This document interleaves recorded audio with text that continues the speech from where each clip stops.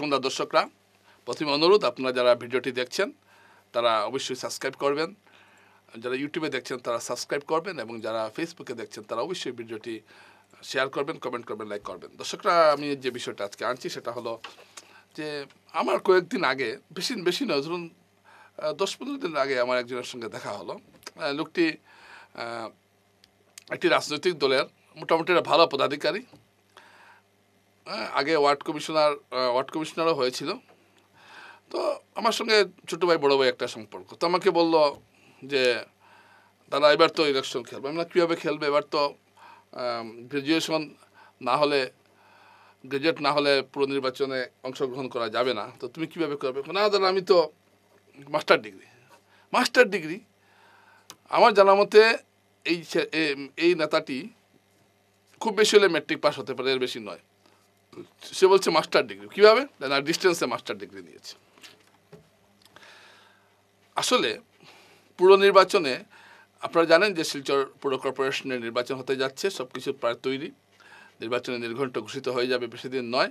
পঞ্চায়েত নির্বাচনটা শেষ হওয়ার ঠিক পরেই পুরসভার নির্বাচন, পুর কর্পোরেশনের বা নিগমের নির্বাচনটা অনুষ্ঠিত হবে। এখানে একটা বড় প্রশ্ন দেখা দিয়েছে, যেটা আমি লক্ষ্য করছি, যে এই যে পুরো নির্বাচন যেটা অনুষ্ঠিত হবে, এখানে জেনারেল যেগুলো ওয়ার্ড আছে এগুলোতে প্রতিদ্বন্দ্বিতা করতে হলে ন্যূনতম শিক্ষাগত যোগ্যতা স্নাতক হতে হবে, এবং যদি এসসি আসনগুলোতে ন্যূনতম যোগ্যতা হায়ার সেকেন্ডারি করা হয়েছে। আবার যদি কোনো এসসি যদি জেনারেল আসনে প্রতিদ্বন্দ্বিতা করতে চান তখন আবার তাকে স্নাতক হতে হবে। এটা করার ফলে পুরো নির্বাচনে বহু খেলোয়াড় এবার নির্বাচনী লড়াইয়ে অংশ নিতে পারছেন না। যাদের প্রচণ্ড জনপ্রিয়তা রয়েছে, কিন্তু তারা এবার নির্বাচনে লড়তে পারছেন না, কারণ এই যে শিক্ষাগত যোগ্যতা তাদের নেই। আমি একটা জিনিস বুঝি না, যে পুরো নির্বাচনে এই ধরনের করা হয়েছে, খুব ভালো কথা, আমি উদ্যোগকে স্বাগত জানাই। কিন্তু আশ্চর্য ব্যাপার হলো, এমএলএ বা বিধায়ক বা সাংসদ নির্বাচনে কিন্তু টিপসই হলেও চলে। এটা হলো আমাদের দেশ, অদ্ভুত দেশ, এটা বলতে বাধ্য হলাম। তো যাই হোক, তো এখন আমরা লক্ষ্য করছি যে কিছু কিছু লোক কোনো না কোনোভাবে যেমন যাদেরকে আমি জানি যারা শিক্ষিত নয়, এরা এখন দেখা যাচ্ছে স্নাতকের সার্টিফিকেট নিয়ে বা মাস্টার ডিগ্রির সার্টিফিকেট নিয়ে এরা পুরো নির্বাচনে লড়তে আগ্রহী। এই যে দেখুন, অনেক কষ্টে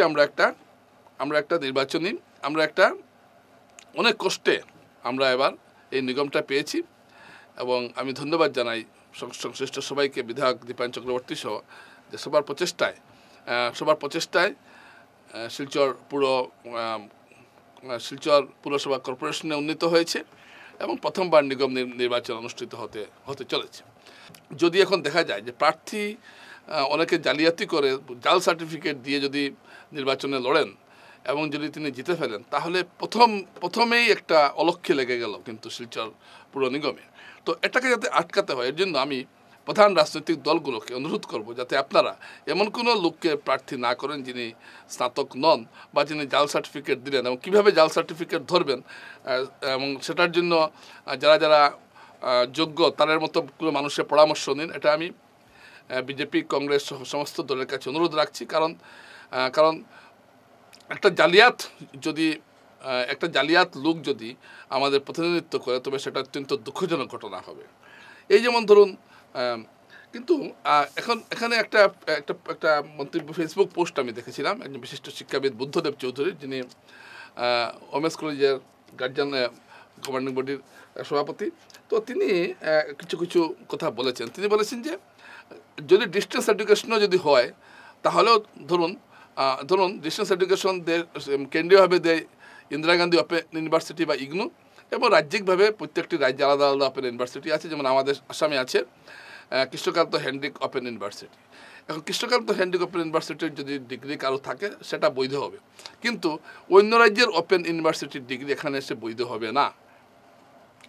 আর যদি কেউ সেখানকার নাগরিক হয়ে যদি সেখান থেকে নিয়ে থাকেন, তবে তিনি যদি ডিগ্রি নিয়ে থাকেন, তবে তিনি অপরাধ করবেন।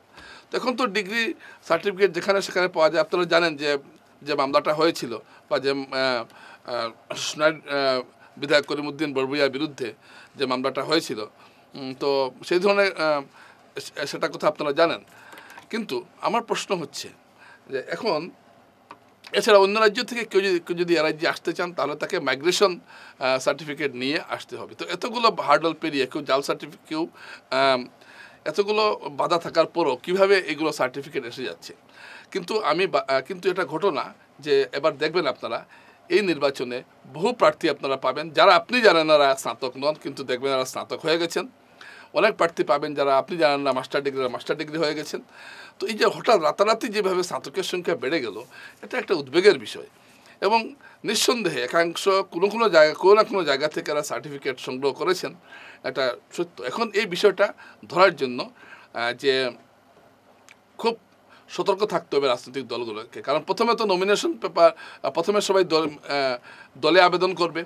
দলে আবেদন করার সঙ্গে সঙ্গে তাদের সার্টিফিকেটটা জমা দেবে এবং সেই সার্টিফিকেটটা অত্যন্ত ভালো করে পর্যবেক্ষণ করতে হবে যে সত্যি সত্যি এখন ধরুন কোনো বাইরের একটা বিশ্ববিদ্যালয়ের সার্টিফিকেট বা কোনো একটা অখ্যাত একটা কলেজ থেকে পাশ করে এরকম একটা সার্টিফিকেট কেউ দাখিল করলেন, এটা তো হতে পারে না। এবং দেখা যায় তিনি নির্বাচিত হয়ে গেলেন এবং নির্বাচিত হওয়ার পর তার বিরুদ্ধে মামলা হলো, মামলার রায় বেরোতে 5 বছর মেয়াদ পেরিয়ে গেল। অর্থাৎ একজন স্নাতক নন এমন একজন ব্যক্তি নির্দ্বিধায় 5 বছর চালিয়ে দিলেন। তাই এক্ষেত্রে প্রথমে দলকে দেখতে হবে, তারপর সরকারিভাবে যখন স্ক্রুটিনি হবে সেই স্ক্রুটিনিতেও যারা সরকারি অফিসার থাকবেন তাদেরও এই ব্যাপারে একটা বিশেষ নজর রাখতে হবে। কারণ একটি চক্র ইতিমধ্যেই সক্রিয় হয়ে গেছে সার্টিফিকেট দেওয়ার জন্য। কারণ আপনারা জানেন না হয়তো ভারতের বিভিন্ন জায়গায় এই ধরনের নকল সার্টিফিকেট দেওয়ার একটা চক্র রয়েছে এবং এরা ইতিমধ্যে শিলচরে যোগাযোগ করা শুরু করেছে এবং অনেকে সার্টিফিকেট নিতে চাইছেন বা নেবেনও, বা অনেকে হয়তো নিয়ে বসে আছেন আগেই। তো এইগুলো বিষয়ে কিন্তু খুব ভালো করে বিবেচনা করতে হবে। আমি আবারও বলছি, দেখুন এটা একটা আমাদের শিলচরের বা একটা সমাজের একটা গৌরবের বিষয় যে আমরা এবার পুর নিগমের ভোট আমরা সবাই দিতে যাচ্ছি এবং শিলচর পুর নিগমে উন্নীত হয়েছে। এবং শিলচর পুর নিগম উন্নীত হওয়ার সঙ্গে সঙ্গে আপনারা একটা জিনিস লক্ষ্য করবেন যে আপনারা জানেন এবার যে শিলচর যে পুর নিগমটা হচ্ছে 42টি ওয়ার্ডের ভোটারের সংখ্যা প্রায় 3,05,000। অর্থাৎ ভোটারই আছেন 3 লক্ষ। যদি আপনি জনসংখ্যা ধরেন তাহলে এটা 5.5 লক্ষের উপরে হবে। তো 5.5 লক্ষের উপরে জনসংখ্যা হলো শিলচর পুর কর্পোরেশনের। সুতরাং এটার প্রথম নির্বাচনে যদি কোনো জালিয়াত জিতে চায়, কেউ যদি জাল সার্টিফিকেট করে যদি কোনো দলের টিকিট নিয়ে নেন এবং সেই ব্যক্তিটি যদি জিতে যায় তাহলে এটা একটা কলঙ্ক হয়ে থাকবে শিলচরের জন্য। তাই আমি সবার কাছে অনুরোধ করছি কেউ যাতে বিশেষ করে রাজনৈতিক দলগুলোর প্রতি আপনারা এই ব্যাপারে অত্যন্ত সতর্ক থাকবেন। কারণ আপনারা যদি টিকিট দেন সেই প্রার্থী জেতার সম্ভাবনা বেশি থাকবে। এবং আপনাদেরকে অনুরোধ করছি যে আপনারা এই বিষয়টাকে খুব ভালোভাবে দেখবেন এবং প্রতিটি সার্টিফিকেটকে খুব ভালোভাবে খতিয়ে দেখাটা খুব প্রয়োজন। কারণ এটা তো সবগুলোতেই জালিয়াতি চলছে অনেকগুলোতে, কিন্তু যদি এই জালিয়াতি যাতে কেউ করতে না পারে এটার দিকে তীক্ষ্ণ দৃষ্টি রাখার প্রয়োজন রয়েছে বলে আমরা মনে করছি। কারণ দেখুন অনেক ভালো প্রার্থী রয়েছেন যারা শুধু স্নাতক নন বলে তারা এবার নির্বাচনে প্রতিদ্বন্দ্বিতা করতে পারবেন না। আর সেই জায়গায় যদি কোনো জালিয়াতে সে প্রতিদ্বন্দ্বিতা করে জিতে যায় তাহলে সেটা আমাদের জন্য একটা কলঙ্কের মতো হবে। এটা হলো মুদ্রা কথা। শিলচর পুর কর্পোরেশনের এবারে যে 42টি ওয়ার্ডের মধ্যে 5টি ওয়ার্ড আমরা দেখলাম প্রায় ভোটার 12,000-এর উপর রয়েছে। অর্থাৎ আবার কোনো এবং সর্বনিম্ন আছে 4,000-এর মতো। তো সুতরাং আপনারা বুঝতেই পারছেন এবার ভোটারের সংখ্যা অনেক বেশি। আর একটা লক্ষণীয় বিষয় এবার শিলচর পুর কর্পোরেশন নির্বাচনে যে শহরের যে মাঝখানের যে ওয়ার্ডগুলো আছে এইগুলোর খুব একটা তেমন সীমানা পরিবর্তন হয়নি, কিন্তু শহরের সীমান্ত এলাকায় বিভিন্ন জিপি যেভাবে এসে পুর কর্পোরেশনে অন্তর্ভুক্ত হয়েছে সেইগুলোর আকার কিন্তু অনেক বড়, জনসংখ্যা অত্যন্ত বেশি। এটা একটা লক্ষণীয় বিষয়। তো সমস্ত কিছু ঠিকই আছে। 42টি ওয়ার্ডের এবার নির্বাচন হচ্ছে, বিভিন্ন প্রার্থীরা প্রতিদ্বন্দ্বিতা করার জন্য মাঠে নেমেছেন এবং খুব একটা চিত্তাকর্ষক নির্বাচন হতে যাচ্ছে এবার, এটা সত্য। তবে সেদিন আমি একটা এপিসোড করেছিলাম, সেখানে আমি বলেছিলাম যে কংগ্রেস তৃণমূল একটা আঘাত হতে পারে, কিন্তু জেলা কংগ্রেসের সভাপতি অভিজিৎ পাল আমাকে জানালেন যে তারা কোনো অবস্থায় তৃণমূল কংগ্রেসের সঙ্গে কোনো ধরনের আতাতে যাবেন না। তারা মনে করেন তৃণমূল কংগ্রেসের শিলচরে কোনো শক্তি নেই, এটা তারা ভাবছেন। যাই হোক, আর বিজেপি দলের মধ্যে ইতিমধ্যেই প্রত্যেকটি ওয়ার্ডে প্রায় 5-6 জন করে দাবিদার উঠে আসছেন। তবে স্নাতক থাকায় স্নাতক মাপদণ্ড থাকা কিন্তু এবার অনেক মুখ কিন্তু এবার উঠে আসতে পারছেন। এছাড়া মহিলা বহু এলাকা মহিলা ঘোষিত হওয়ায় মহিলা সংরক্ষিত হওয়ায় অনেক অনেক নেতা এবার প্রতিদ্বন্দ্বিতা করতে পারছেন না, বা কোনো ক্ষেত্রে হয়তো স্ত্রীকে দিয়ে প্রতিদ্বন্দ্বিতা করাবেন। তো যাই হোক, সব মিলিয়ে একটা পুরুষ নির্বাচনে একটা ক্ষেত্র প্রস্তুত হচ্ছে। কিন্তু এটা ঘটনা, যদি এভাবে জাল সার্টিফিকেট দিয়ে যদি কেউ জাল স্নাতক সার্টিফিকেট যদি কেউ দেন, সেটা ধরার এবং সেদিকে তীক্ষ্ণ নজর রাখা প্রয়োজন। আমি আবারও বলছি, আপনি জানেন একটা লোক কতটুকু পড়াশোনা করেছে, সে যদি এসে বলে সে মাস্টার ডিগ্রি হয়ে গেছে ডিস্টেন্সে, তাহলে সেটা কতটুকু গ্রহণযোগ্য হতে পারে? আর ডিস্টেন্সে পড়াশোনা করেছেন বলে তো হঠাৎ কীভাবে এগুলো হয়ে যায়, আশ্চর্য ঘটনা। একটা বুড়ো মানুষ দেখা যায় হঠাৎ MA পাস করে ফেলেছেন, আশ্চর্য। করতেই পারেন, কিন্তু আমরা কোনো সময় দেখিনি কোনো বিশ্ববিদ্যালয়ে যাতে ডিস্টেন্সদের ধোয়াই দিয়ে আসলে কি হচ্ছে সেগুলো তদন্ত করা খুব প্রয়োজন, এবং এগুলোকে খুব তীক্ষ্ণভাবে দেখা উচিত। সার্টিফিকেট দিলেই তো হবে না, মাইগ্রেশন লাগবে।